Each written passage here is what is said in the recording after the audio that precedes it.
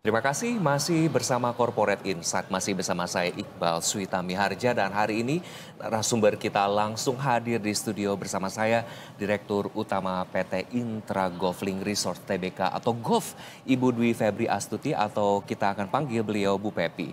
Boleh saya panggil Bu Pepi ya Bu ya, seperti yang kita sudah ngobrol sebelumnya. Jadi Bu Pepi terima kasih sudah hadir di studio IDTV di PIK 2 ini luar biasa juga vibe-nya. Kita langsung di segmen ini akan membahas tentang kinerja golf karena memang kemarin beberapa waktu yang lalu golf sudah mulai ada good news dalam artian melantai di bursa nih. Tapi sebelum itu kita akan bahas laporan keuangan dulu nih. Saya langsung nyasar angka-angka boleh ya Bu Pepi? Baik. Laporan keuangan perusahaan per 31 Desember 2023 total set golf mencapai 7,76 triliun sepanjang 2023. Pendapatan golf naik signifikan ya Bu ya, hingga 59% dari 111,63 miliar menjadi 177,58 miliar. Boleh Bu di-share sebetulnya apa sih Bu penopang kinerja ini yang luar biasa? Baik. Oke, kenapa mungkin pertanyaan kenapa kita melakukan revaluasi gitu ya. Oke. Kenapa kita melakukan revaluasi? Pertama adalah sejalan dengan perkembangan golf sendiri, kita ingin melakukan ekspansi. Tentunya karena selama ini kita belum pernah laporan keuangan tidak mencerminkan aset yang sesungguhnya.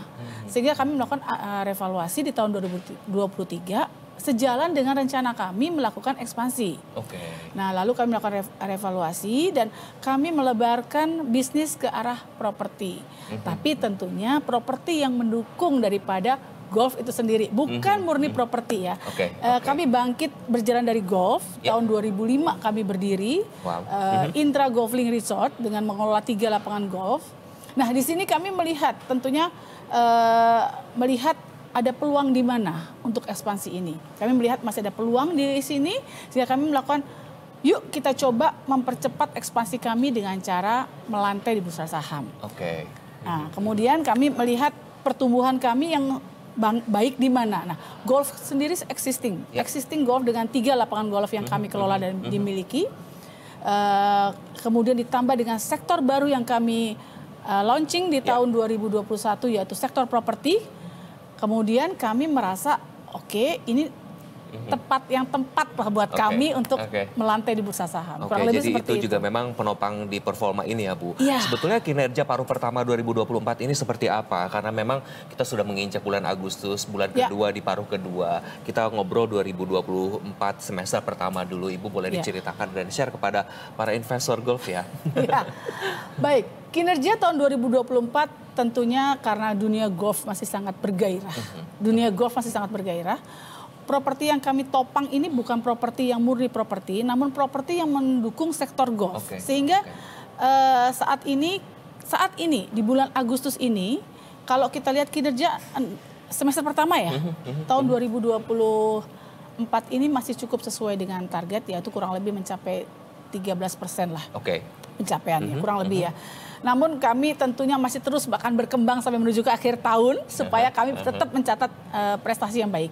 Jadi memang ini paruh pertama ini masih on track, 13% dan itu akan menjadi penyemangat begitu ya Bu untuk mencapai nanti sampai akhir 2024. Nah, terkait laba bersih perseroan melonjak 136% year on year pada tahun lalu menjadi 60,18 miliar. Jika dielaborasi Bu, ini bisnis apa sih yang menjanjikan ketika tadi kan berangkat dari pengelolaan lapangan golf sekarang ke properti yang mendukung seperti resort kah atau apa saja sih Bu, boleh diceritakan? Nah, tahun 2023 itu kami adalah menjual sebagian aset kami, kurang lebih 5,6 hektar lahan.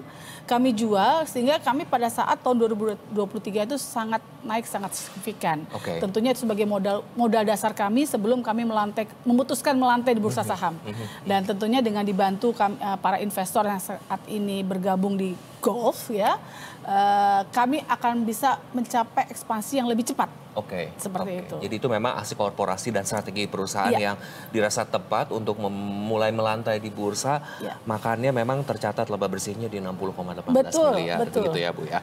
Nah, adapun laba bersih perseroan terkait kita ngobrolin latar belakang terkait IPO. Memang tadi bisnis ini menjanjikan dan lain sebagainya ya Bu. Sebetulnya boleh Bu tahapan-tahapannya mulainya awal oke kita melantai di bursa, oke kita IPO itu seperti apa? Boleh diceritakan?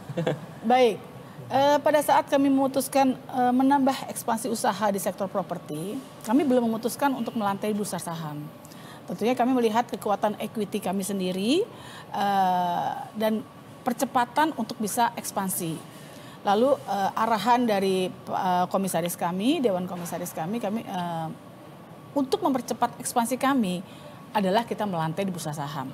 Dengan melihat proyeksi kami yang sangat baik dan dunia golf yang di masa pandemi naik cukup signifikan ya. Timbulnya golfer baru, timbulnya wanita yang jadi golfer, anak-anak jadi golfer. Nah, tentunya itu menjadi penyemangat kami untuk bergerak di bidang golf tourism ini. Sehingga golf tourism kami capture sebagai fundamental bisnis kami, properti yang mendukung golf tourism. Itu adalah yang melatar belakangi kami untuk melakukan percepatan ekspansi melalui melantai di bursa saham. Menarik sekali Ibu menyinggung tentang selama pandemi memang muncul golfer-golfer baru begitu dan baik itu yang coba-coba yang malah sekarang juga mungkin jadi serius ya Bu ya.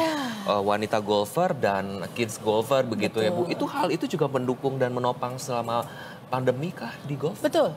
Jadi banyaknya kegiatan di luar. Karena golf itu kan benar-benar di luar ya, yang di udara terbuka. Pada sama masa pandemi kan kita harus berjemur, harus kena matahari gitu ya. Nah itu yang melandasi. Tadinya eksekutif muda yang sudah golfer itu biasanya umurnya tuh sekitar 40 tahun ke atas. Dengan adanya pandemi ya mungkin di dunia golf jadi berkah gitu ya. Mungkin ya jadi berkah dalam tanda kutip ya. Jadi eksekutif yang tadinya tidak bermain golf, mengambil kegiatan yang bisa dilakukan apa sih? Golf. Jadi para eksekutif muda bermunculan, golfer wanita bermunculan, dan kids, anak-anak bermunculan. Nah inilah yang melatar belakangi kami salah satunya untuk terus mengembangkan golf ini sendiri. Tentunya impian kami lebih jauh lagi, ke arah yang lebih besar lagi, tidak hanya domestik. Sekarang yang kami bidik adalah international golfer. Itu yang kami bidik sehingga menjadi daya tarik kami adalah golf tourism itu sendiri, sehingga turis-turis dari mancanegara terutama dari negara-negara yang dingin ya di Asia Utara, kurang lebih Jepang, Korea yang mengalami musim dingin, dia akan cari ke Southeast Asia. Yang hangat begitu yang ya, Bu? hangat.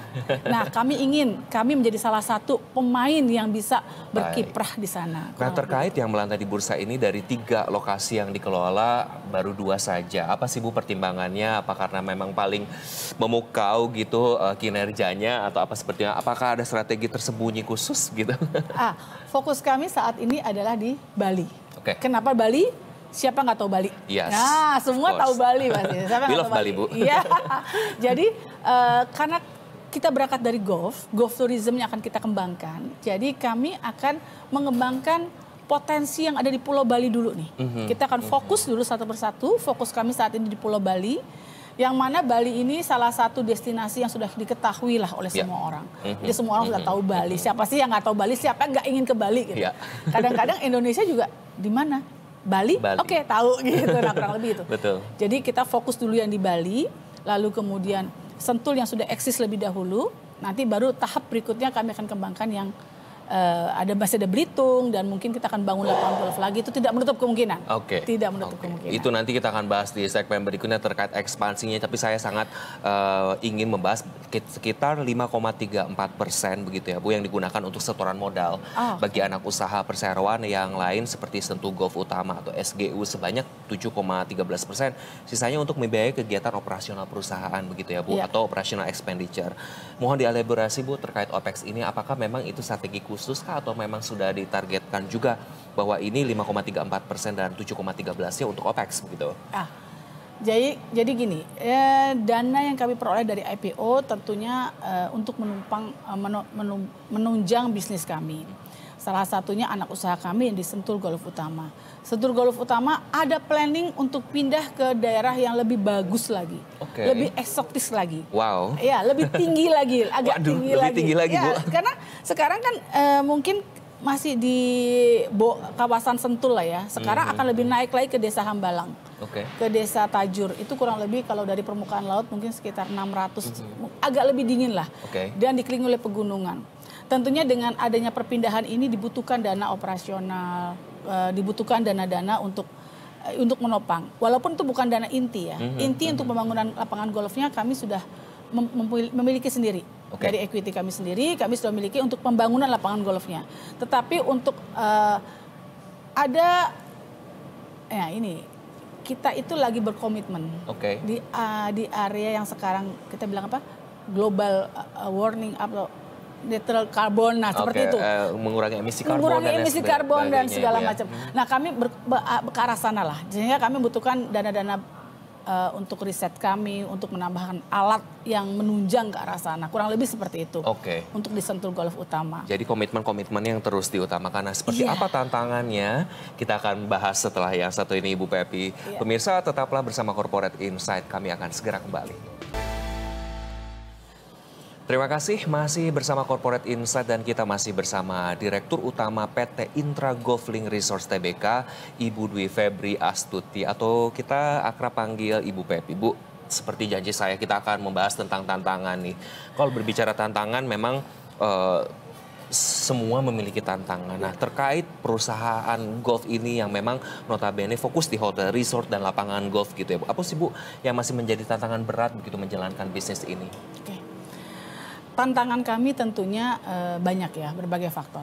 Tantangan yang terutama adalah fokus kami dulu. Fokus kami yang dulunya terhadap quantity daripada golfer. Tantangan kami sekarang adalah membalikan itu semua menjadi quality.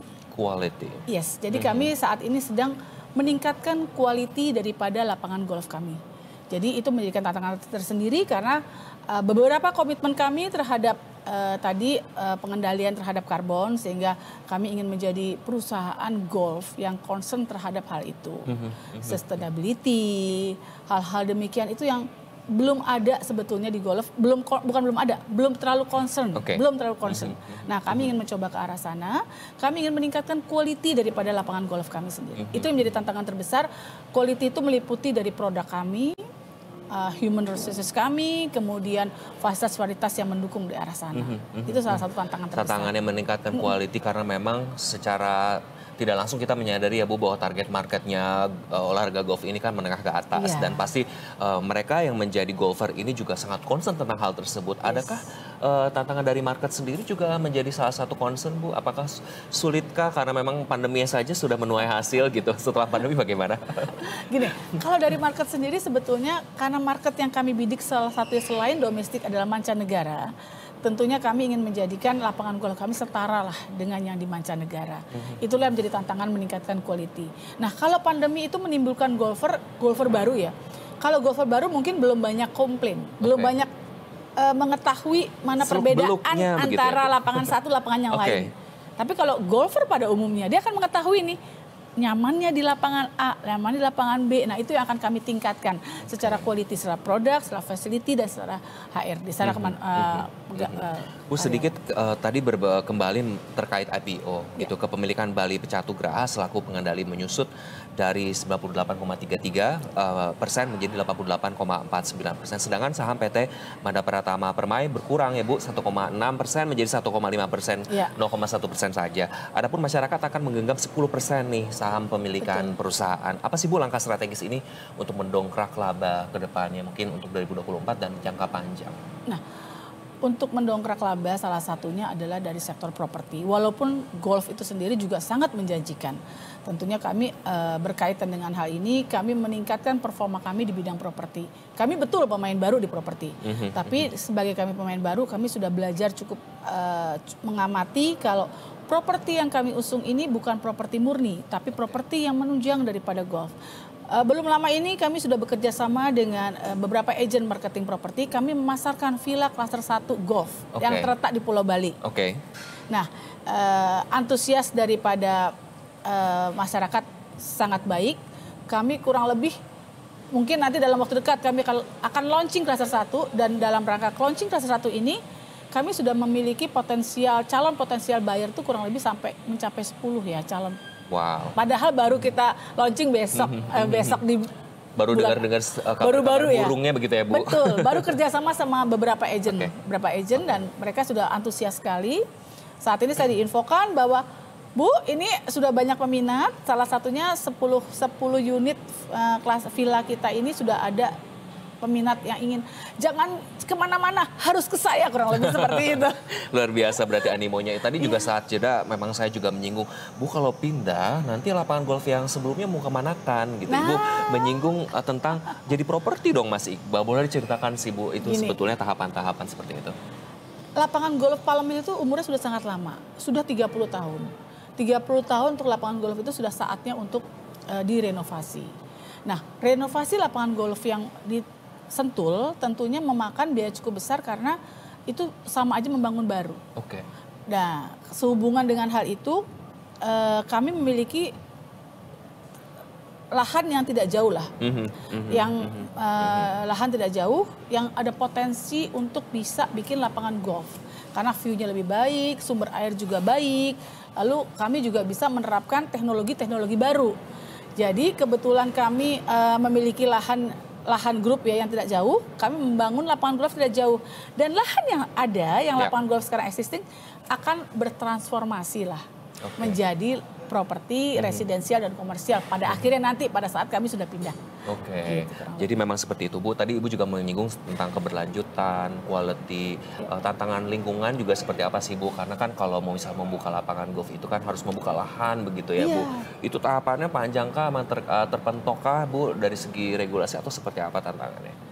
Pada dasarnya membangun lapangan golf itu karena lapangan golf adalah area terbuka, tentunya kita tidak terlalu banyak melakukan perubahan daripada kontur. Kami hanya mengoptimalkan kontur yang ada sehingga kami membuat lapangan golf yang playable yang bisa dimainkan. Hanya seperti itu. Tantangannya seperti apa?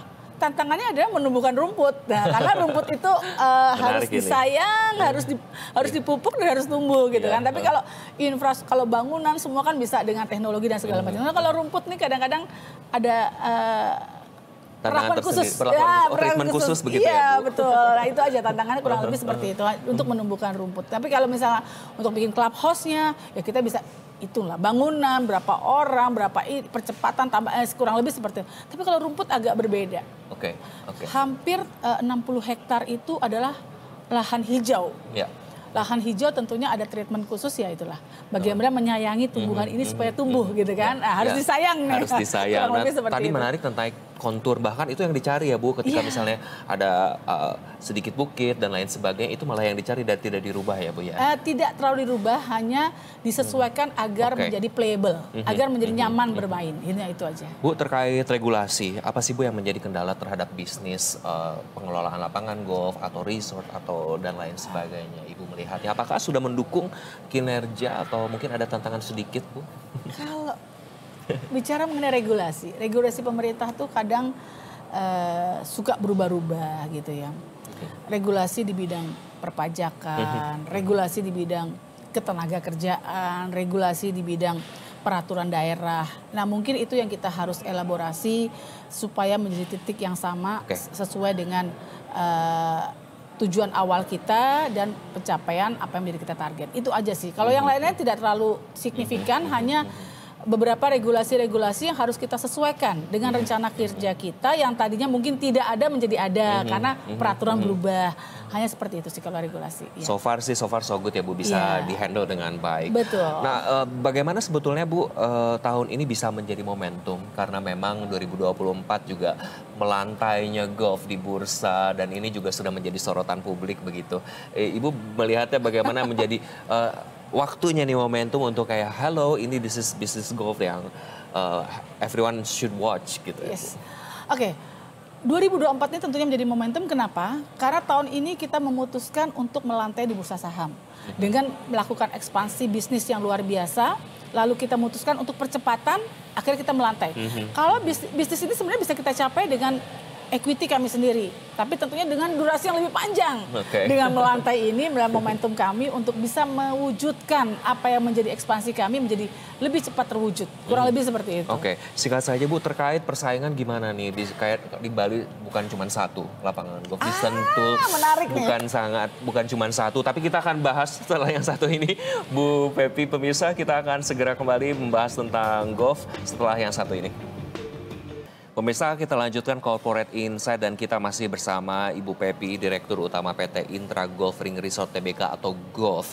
Bu, tadi sebelumnya kita terpotong jeda nih terkait persaingan di Sentul berapa banyak sih lapangan golf. Di Bali juga demikian dan belum nanti rencana ekspansi dan strategi lainnya pasti menemukan persaingan-persaingan atau kompetisi begitu. Bagaimana golf melihat ini, Bu? Baik. Saya jawab dulu kalau yang di Sentul ya. Di Sentul itu kita berada di 9 lapangan golf sepanjang Jagorawi. Kurang lebih seperti itu. Tentunya masing-masing memiliki keunggulan tersendiri. Ya. Karena itu masing-masing lapangan golf akan menyajikan pelayanan yang maksimal dan fasilitas yang maksimal. Karena itu golfer di Jabodetabek itu sangat luar biasa. Pada saat weekend seluruh lapangan golf itu akan penuh. Karena itu memang waktunya untuk main golf. Nah, beda dengannya di Bali. Kalau Bali adalah daerah wisata, yang mana Bali itu terletak di lokasi pariwisata, sehingga yang datang ke sana bukan golfer yang domisili di Bali saja, namun dari beberapa area. Nah, lapangan golf yang ada di Bali bisa dibilang saat ini tidak banyak. Namun kami tidak menganggap itu sebagai kompetitor. Sejalan dengan visi misi kami ingin mengangkat golf tourism itu sendiri, sejalan dengan tadi kebijakan dari Pak Presiden ya, Pak Jokowi. Jadi kami adalah meningkatkan golf tourism melalui lapangan golf yang kami miliki, sehingga lapangan golf yang lain di seputaran di Bali bukan sebagai kompetitor kami. Namun kita berkolaborasi untuk sama-sama membuat yang terbaik, menjadikan yang terbaik, sehingga turis dari mancanegara datang ke Bali untuk bermain di lapangan golf kami dan lapangan golf yang ada di Bali lainnya. Tentunya kami tidak bisa bersaing, tidak baiklah bersaing di Bali. Kenapa? Bali adalah sektor pariwisata yang akan kita kembangkan. Yang akan kita kembangkan untuk menarik. Gini, di Thailand itu 6 juta turis golf yang main ke Thailand. Di Indonesia, which is Bali, itu hanya 250 golfer. Jadi potensinya besar banget ya Bu untuk menarik, ayo dong ke Bali. Nah, ayo ke Bali dan kita berkolaborasi bersama lapangan golf yang lain untuk memberikan yang terbaik untuk para turis-turis yang akan kita tarik. Jadi memang itu kuncinya ya Bu, kolaborasi. Tapi Bu, menjadi kekuatan bisnis atau ciri khasnya Intra Golf Ring ini apa sih Bu? Nah, dari Intra Golf Ring adalah satu yang pasti lokasinya sangat strategis. Terletak di lokasi yang sangat prime. Ya, baik itu yang ada di Bali, baik itu di Sentul maupun yang ada di Belitung. Itu semua lokasinya prime. Lalu kemudian kami memiliki satu subscribe untuk masuk ke 3 lapangan golf yang kami miliki. Jadi kita ada 3 lapangan golf nih dengan satu membership, dengan satu kepemilikan kita bisa main di 3 lapangan golf dengan tentunya dengan rate yang berbeda karena dia subscribe. Tentunya dengan ada tata caranya ya. Program dan lain sebagainya ya Bu ya. Lalu kita memiliki juga fasilitas lapangan golf yang terbaru. Yang di Palm Hill adalah yang akan kita bangun tentunya akan baru semua. Jangan yang paling lama ya karena itu yang sudah akan kita renovasi. Nah, yang di Bali itu sama. Kita akan meningkatkan quality daripada clubhouse itu sendiri, quality daripada lapangan, quality dari semuanya. Tentunya dengan keunggulan kami ini kami yakinlah 3 lapangan golf yang kami miliki ini pasti bisa bersaing di dunia golf ini dan nah ini juga terkait strategi dan ekspansi di mana Perseroan berfokus pada pembangunan hotel bintang 6 luxury boutique hotel di Hall 15th Cliffhanger dan New Kuta Golf Villa beserta fasilitas pendukungnya di kawasan Pecatu Indah Resort ya Bu, Jimbaran Bali. Ataukah ada fokus pembangunan lain Bu? Tadi sudah dibocorkan ya Bu untuk pindah gitu yang di Sentul. Nah terkait yang di Pecatu ini bagaimana sih Bu? Nah Pecatu ini karena fokus kami adalah golf tourism dan properti yang mendukungnya. Salah satunya kami membangun hotel, luxury boutique hotel yang ada di Cliff ya. Dan ini memang masih dalam tahap perencanaan. Kami sedang menggandeng calon operator yang mungkin akan kita sounding dalam waktu dekat operatornya. Lalu kemudian kami bangun villa yang tadi terletak di Hall 2, 3, 4 ada di Bali semuanya. Itu juga kami akan launching dalam waktu dekat. Setelah itu ke depannya dalam jangka waktu 3 tahun mendatang kami mungkin akan membangun Driving range maksudnya yang setara dengan Top Golf yang ada di Las Vegas atau di Bangkok ya. Wow. Jadi bukan driving range only tapi lifestyle daripada ekosistem golf itu sendiri. Kurang lebih seperti itu. Rencananya luar biasa lagi sekali dan optimistis dalam mengoptimalkan potensi yang ada ya Bu untuk mewujudkan pertumbuhan keberlanjutan ini. Ada pun inovasi dalam setiap langkah untuk kemajuan perusahaan. Rencana dan strateginya seperti apa sih Bu yang tadi tentang keberlanjutan, peduli lingkungan, mengurangi emisi karbon karena memang tidak mudah karena ini terkait GSG dan lain sebagainya ya Bu ya. Silakan menurut pendapat Anda.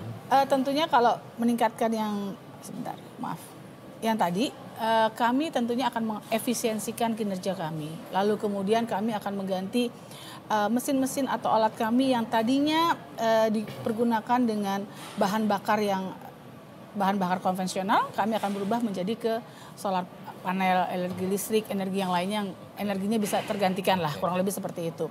Selain itu juga kami juga menyesuaikan terhadap market yang ada. Market yang ada mungkin sekarang agak dinamik ya, jadi kita akan melakukan penyesuaian.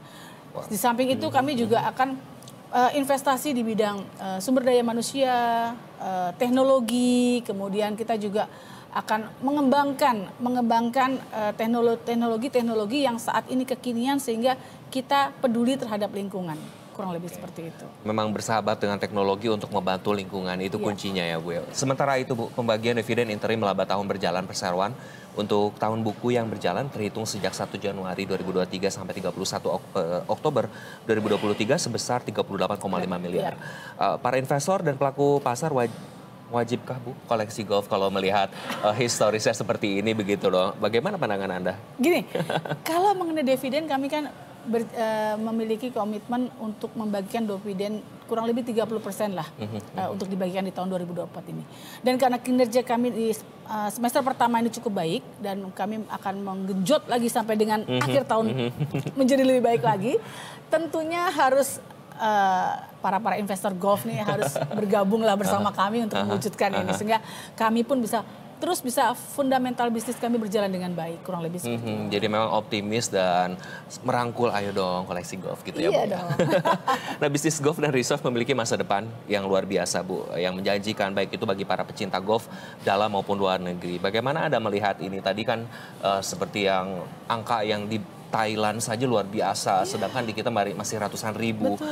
Bagaimana prospeknya Bu jika Ibu lihat di Indonesia ini? Kalau di Indonesia pertumbuhan golfer tuh tentunya masih sangat terbuka ya, sangat terbuka. Kenapa? Dengan didukung sama dari Menteri Pariwisata sendiri yang concern terhadap golf, didukung sama keindahan alam yang ada di Bali maupun di tempat Belitung atau di golf itu sebenarnya bukan cuma Pulau Jawa, Bali, Belitung, masih ada sebetulnya tempat yang lain. Contohnya di Makassar itu juga ada lapangan golf, di Bintan, itu di Batam, itu banyak lapangan golf Indonesia yang sangat bagus dan indah. Nah, tentunya kalau sekarang ini prospek golf sendiri menurut saya itu potensinya sangat baik, sangat besar. Sehingga kalau para investor ya yang ingin bergabung di sini tuh tentunya wilayah kita tuh sangat baik. Oke. Ibu tadi 2 kali saya hitung menyinggung Belitung nih Bu. Kapan sih Bu mau wujud ekspansi di sana atau sudah berjalan nih? Gini, Belitung adalah satu lapangan golf yang sudah jadi kami miliki 18 hole. Letaknya sangat gimana? Kita kenal Pulau Bangka, nah sebelahnya ada Pulau Belitung. Ya. Nah di Pulau Belitung itu tempatnya sangat eksotis, tempatnya sangat bersih. 45 menit dari Jakarta. Oke, ya. Hanya golfernya belum tumbuh.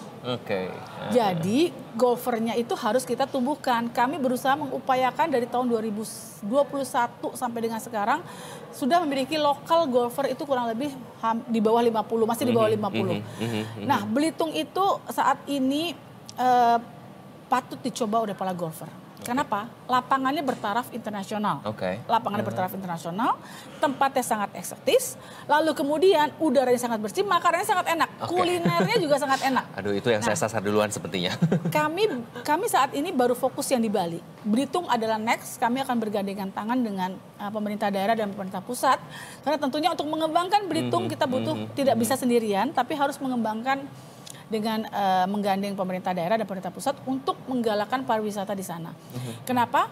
Karena hotel sudah pada tumbuh di sana, sudah ada beberapa hotel, jadi sudah layak lah untuk menjadi daerah. Infrastrukturnya udah kuat begitu ya, Bu? Udah layak lah, udah saatnya itu bangkit menjadi Bali kedua lah, kurang lebih seperti itu. Setelah Bali, Sentul, ada nanti Belitung, ada rencana lagi Bu di tempat-tempat yang lain yang lebih eksotis lagi, misalnya kan nanti ada IKN nih, apakah akan ada juga di sana atau seperti apa rencananya, boleh dibocorkan sedikit?